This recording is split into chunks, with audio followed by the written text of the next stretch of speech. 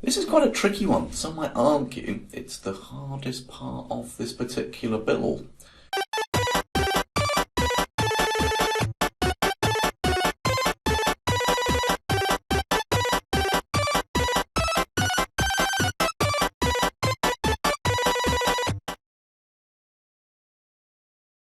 Right, hello again, and it's now time to add a ball to our game. So, first of all, we're going to need to draw the ball. So let's have a look at this one. I need to choose a sprite. It says, what do you want to do? We're going to paint one. And when we do, we go back to something that we're familiar with, because that's where we use to draw our paddle. But this time, quite clearly, we're going to need the circle here. And I'm also going to zoom in again on here, because the important bit is drawing a circle, but also making sure the middle of that circle is over that crosshair. Now, I don't really want a blue ball here. I think I'll go with, let's have a reddish one, I think, for the ball. I'll have a red ball. And again, it doesn't matter what size you draw the ball out, but it is important to get a perfect circle. So actually, what you need to do is when you're drawing like this, if you hold down the Shift key at the same time, it gives you a circle. If you don't hold Shift down, you get like, I don't know, ovals. That's the word I'm looking for. So I'm going to draw a lovely red circle, perfect circle. But once again, it's so important. It doesn't matter about the size of the ball. That's a giant ball there. But it's so important that that ball, the centre of that cross there, is over that cross. So I need to move it. It should snap to it. And then I'm happy with that. Okay? Absolutely happy with that. It's a bit on the big side. I mean, if you want to, you can keep Shift held down and you can, actually holding Shift down there doesn't work. Well, better not do that then. I'll do it the other way. I thought Shift would work, never mind. So I've got a ball, a giant ball. It's right over the crosshair. It's called Sprite 1. Not a good name, as we know. So I think what we'll do is we'll call that, I don't know, Ball. Sounds like a good plan, doesn't it? Ball, and again, it changes down here. So now we need to give it some code. And again, I'm going to give you several blocks of code here. But we want to say, for the ball, look, that's really annoying because the paddle keeps moving when I'm trying to do this. I'm almost tempted to go and break the paddle code. If I will do just from, no, we'll leave, we'll just put up with it. We want to say for the ball, when the game starts, you want the ball to be about here, and then it's going to go off in a random direction, either that way, or straight up. Who knows where it's going to go? It's going to pick a random direction. But one thing's for sure, it needs to start just above the paddle somewhere, in the middle, I would have thought, and then it needs to go up at a random angle, and it needs to be much smaller. Okay, so here's the thing. Here come the blocks of code that you're going to need to see if you can solve it. So we know that it's going to be when the game starts. We've already used the set size to. The ball is too big. Let's change the look of it. Set size to 100%. We're going to need that one. And we're also going to need to tell it to go to a specific location, which we did with the paddle as well.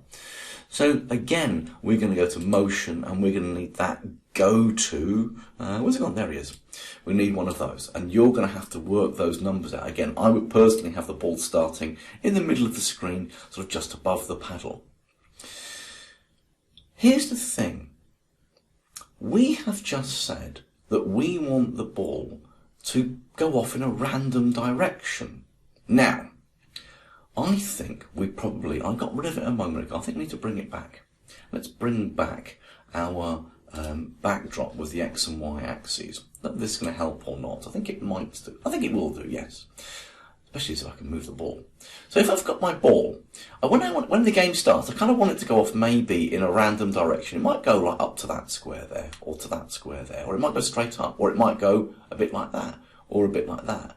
But I want it to go upwards, and I don't want it to go like that, because then it would just bounce across the screen for ages until it hit a brick. So I'm kind of thinking between this angle here and this angle here.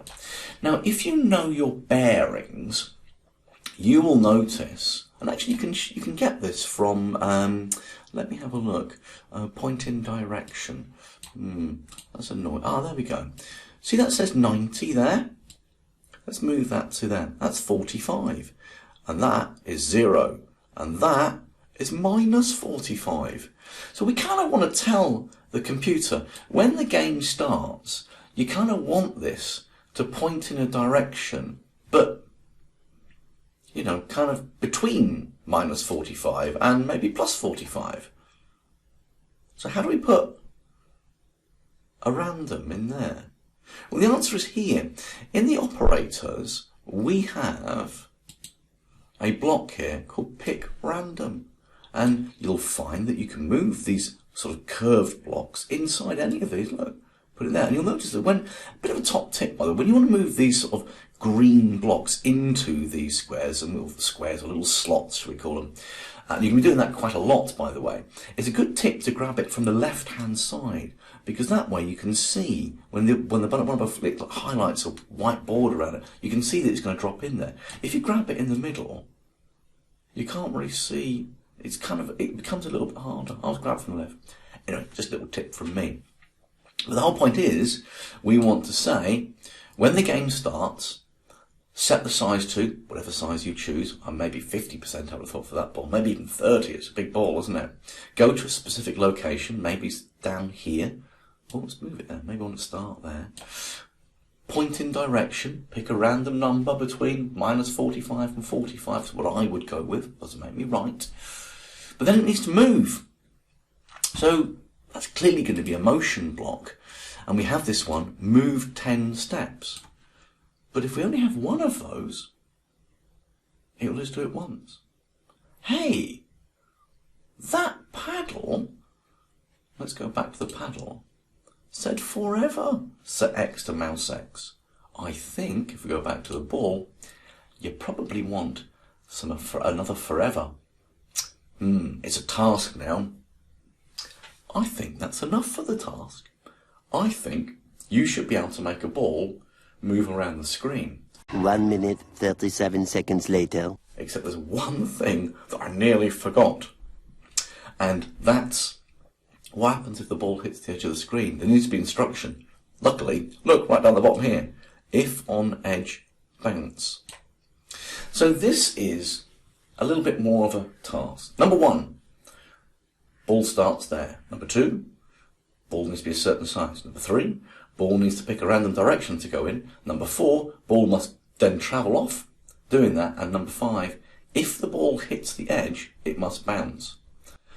This is quite a tricky one. Some might argue it's the hardest part of this particular build. But luckily, if you can't solve it, there's a video that will show you how to do it in a moment. But try it. See how you get on.